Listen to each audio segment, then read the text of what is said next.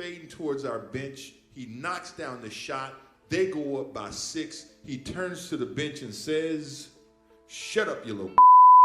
And he looked at Tom and I. He said, "I'm gonna give your boy 40." In an exhibition game? Yeah. We like, who? Dan. I'm like, yeah, okay, whatever. Greatness isn't just about talent, trophies, or highlight reels. It's about presence. That feeling when someone steps onto the court and the energy shifts instantly. Michael Jordan had that. But what made him truly terrifying wasn't just his skill, it was his mouth. Jordan's trash talk wasn't senseless bravado. It was an art form, sharp, calculated, and timed with surgical precision. He didn't yell to intimidate. He spoke to control. He wanted you to doubt yourself, to feel small, to realize you were stepping into his reality the moment the ball tipped off. Every word he said carried weight. It wasn't empty noise. It was truth backed by action. He'd tell you exactly what he was about to do, and then do it, just to prove the point. That kind of confidence didn't just crush opponents physically, it dismantled them mentally. Jordan turned basketball into psychological warfare. Players weren't just facing a superstar. They were facing someone who could read them, expose them, and humiliate them, all while smiling. Because when Michael Jordan talked, you listened. You didn't just hear words, you heard inevitability. This is the side of Jordan that numbers can't measure. The side that turned fear into fuel, silence into submission, and opponents into believers. This is the legend of Michael Jordan's trash talk told by NBA legends. Every rookie dreams of facing Michael Jordan, until they actually have to guard him. For Ray Allen, that moment came early in his NBA career. Fresh into the league, Ray was young, athletic, and determined to prove he could hang with the best. So when his coach assigned him to guard MJ, he took it as a challenge. At first, it felt surreal. This was Michael Jordan. But once the game started, the respect quickly turned into survival mode. Jordan was relentless, and Allen kept at it, doing everything in his power to slow him down. Then came the moment Ray would never forget. Was he mean to you? No, he wasn't. He actually kicked me slowly, and yeah, he would comment to the coach, "He's actually doing a great job out here." And meanwhile, he's pouring in 45. Wait, he's talking to your coaches? Yeah, I remember Chris Ford. He's yelling at me. Chris Ford's yelling the whole time, like, "Rookie, get in front of him, get in front of him." And I'm fronting him on the post, and MJ just kind of slowly glides across the floor, and he gets the ball and shakes and scores. And I did everything the game plan said, and then there's a break in action. We're sitting there, and Chris Ford is just down there just hammering me, and MJ was like, he's doing a great job, coach. He's actually doing a great job. Meanwhile, he's got 45 on the books. So I was like, yeah. That moment was pure Jordan, ruthless and casual at the same time. He wasn't just playing the game, he was narrating it, reminding him that he controlled the pace, the tone, and even the score. In Ray Allen's mind, that night wasn't humiliation, it was education. It showed him what greatness looked like up close, how Jordan could destroy you and compliment you in the same breath. That's the thing about MJ. Even when he praised you, it felt like a reminder of just how far you had to go.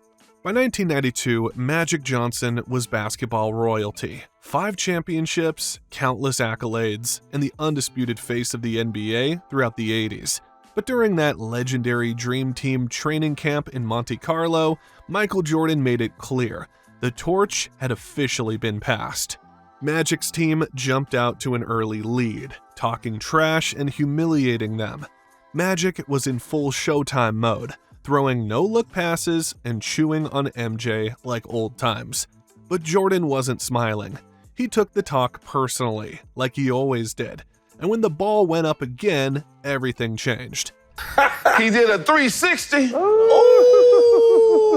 Bam! Ducked. I said, that's it.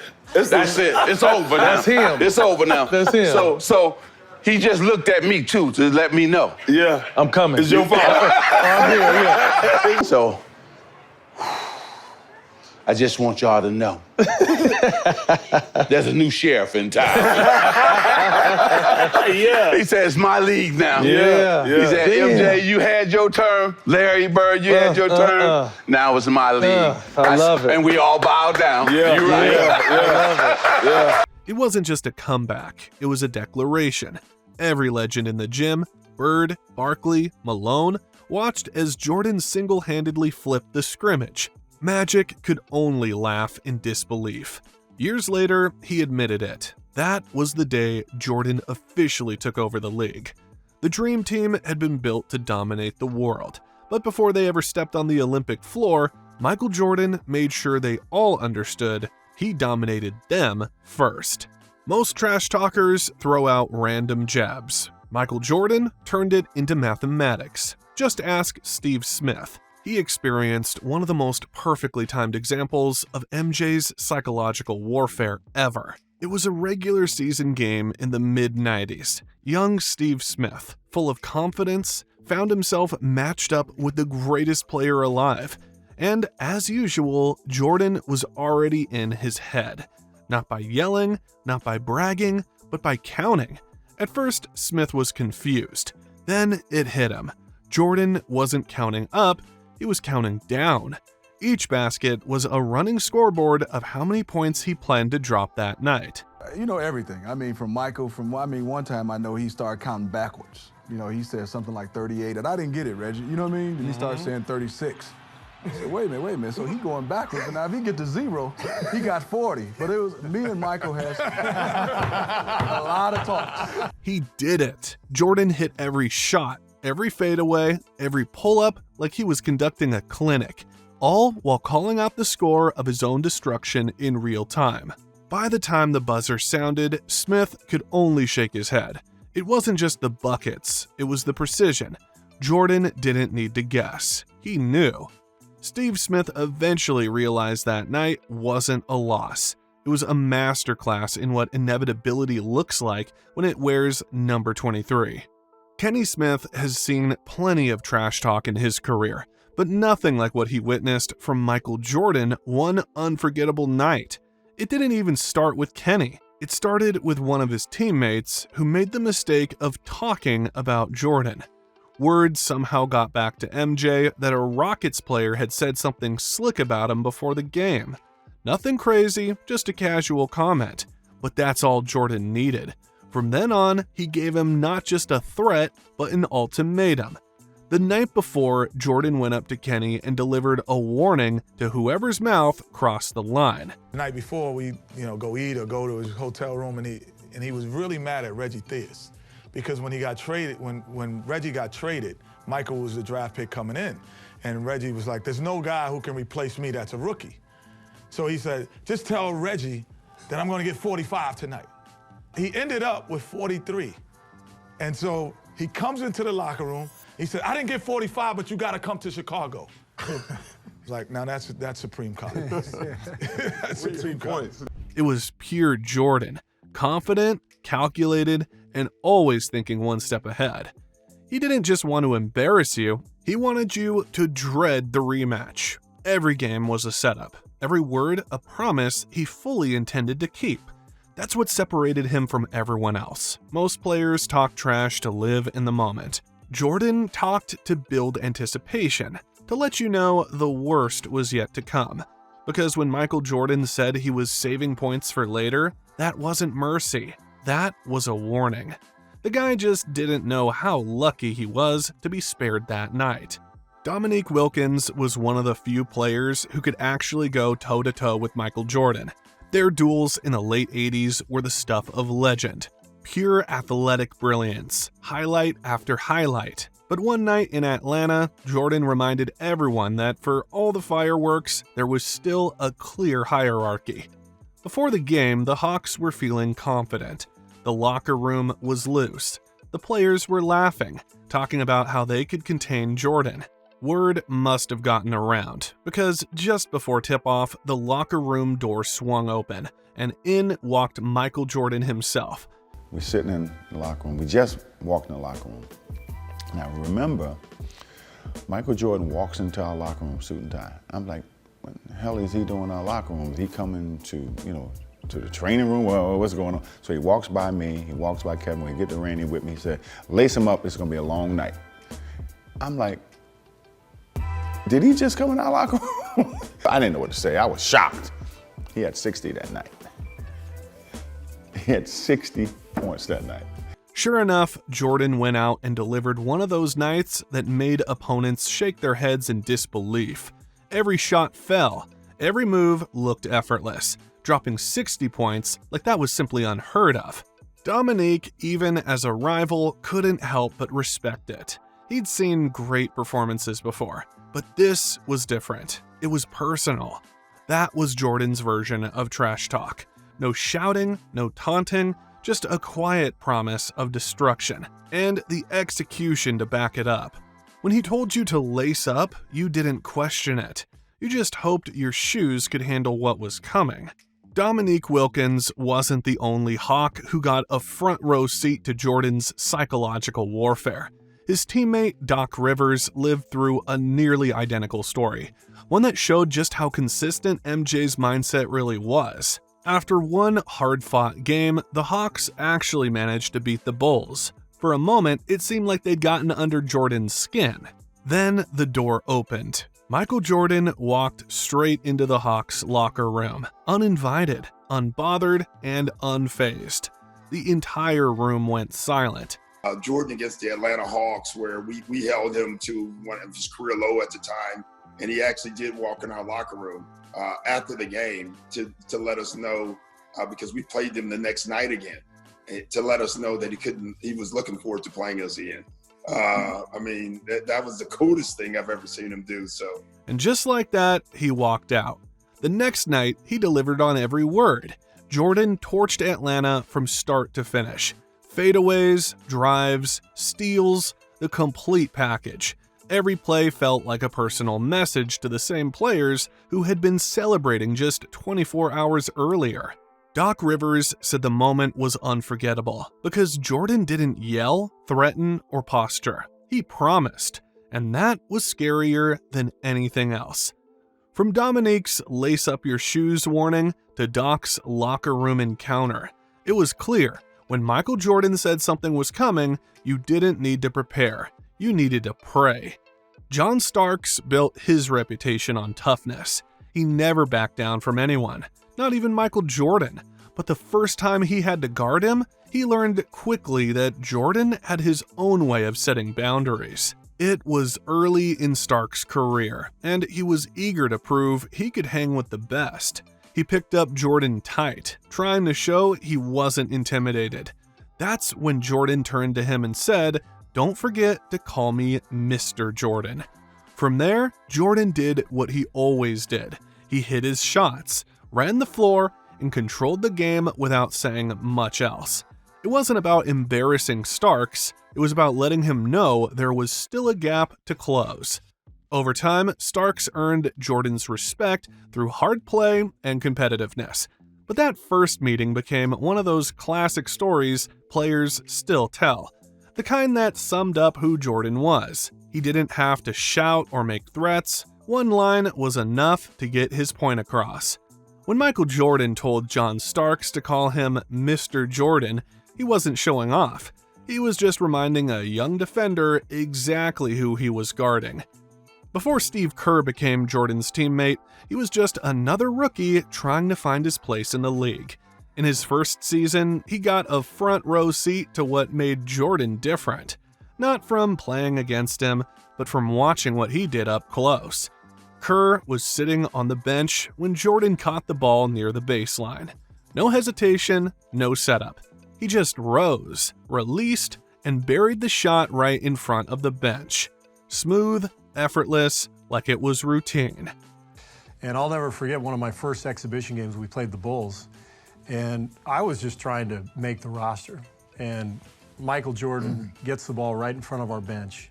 And I'm already scared to death. Like, God, I hope I don't get into this game. I'm not ready for this stuff. And he holds the ball out. He holds the ball out, and he looks right at me. And I'm on the bench, just kind of like, he holds the ball out, and he goes, "Watch this."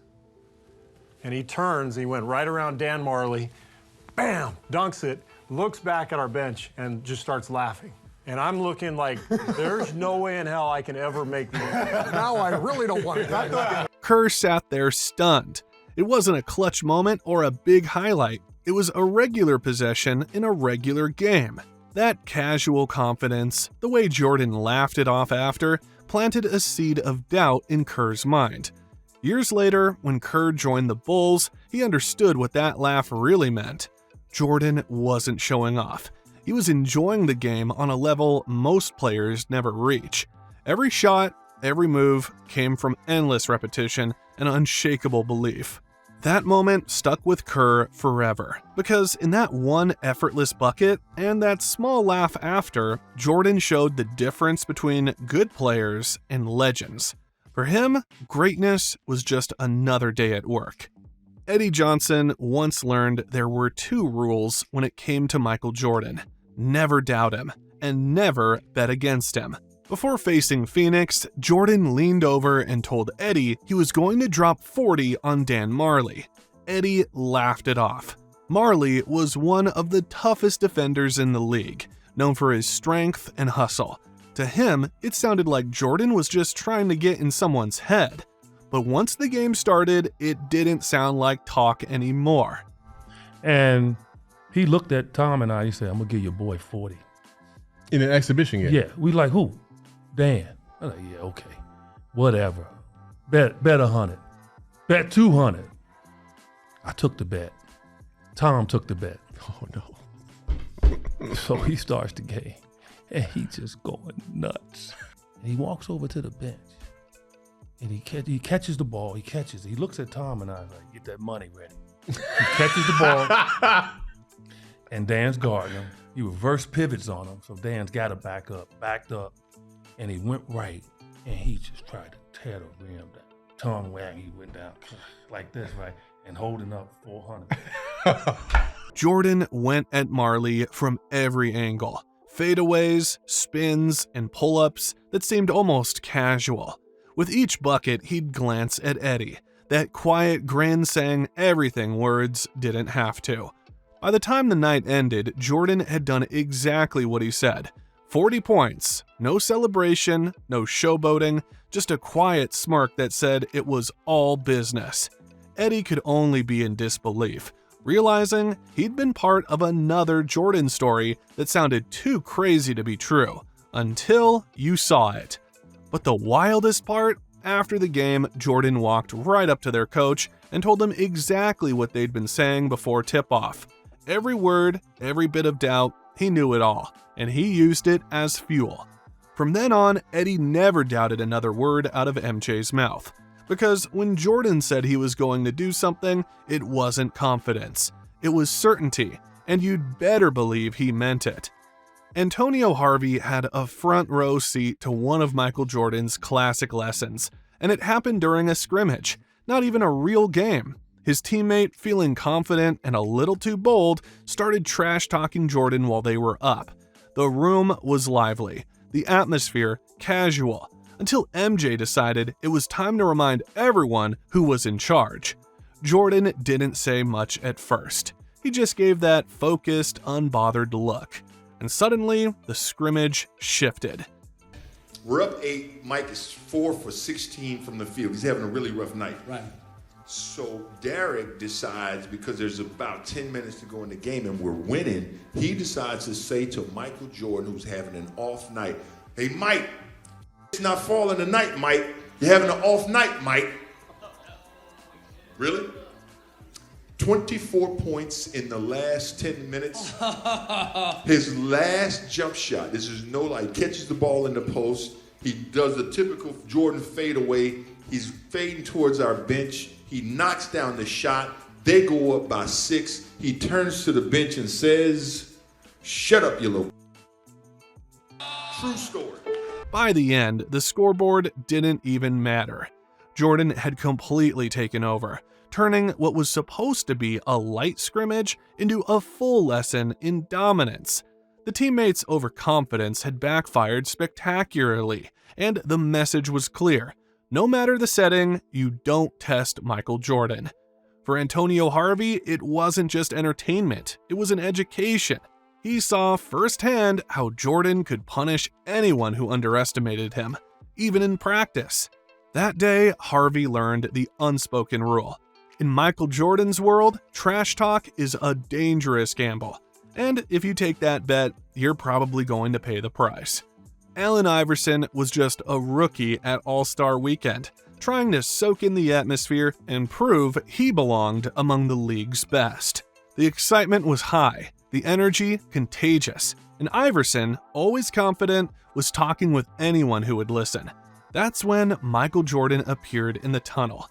MJ didn't walk in quietly, but he didn't make a scene either. He simply stopped, looked Iverson dead in the eyes, and said, "The first time I ever talked to him was that year playing in the rookie game.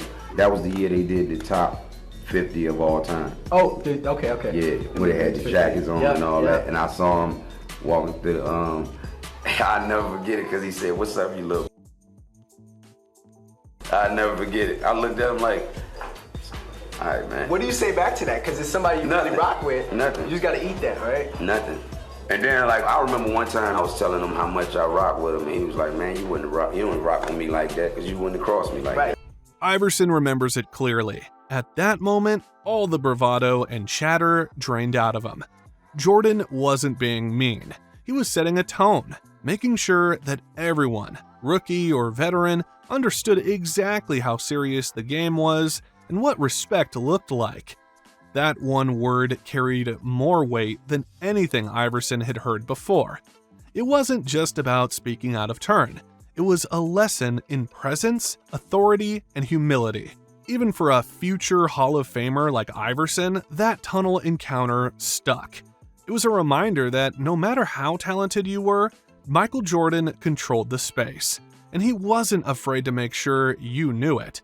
For Iverson, it was a moment of respect earned before the game even began. Michael Jordan wasn't just a scorer, a defender, or a champion. He was a master of the mind, a player who understood that basketball wasn't only about what happened on the court. It was about what happened in your head. Every look, every word, every subtle grin was calculated, and every story we've shared proves it. He laughed, he predicted, he challenged, and he always delivered. Every legend we hear remembers not just the points he scored, but the lessons he taught, the pride he took in asserting control, and the respect he earned in return. So when you think about Michael Jordan, remember that his greatest weapon wasn't only his fadeaway or his hang time. It was his mind, his voice, and the unshakable belief that every opponent needed to know their place. That is why, decades later, these stories still echo, and why MJ will forever be the master of the ultimate trash talk.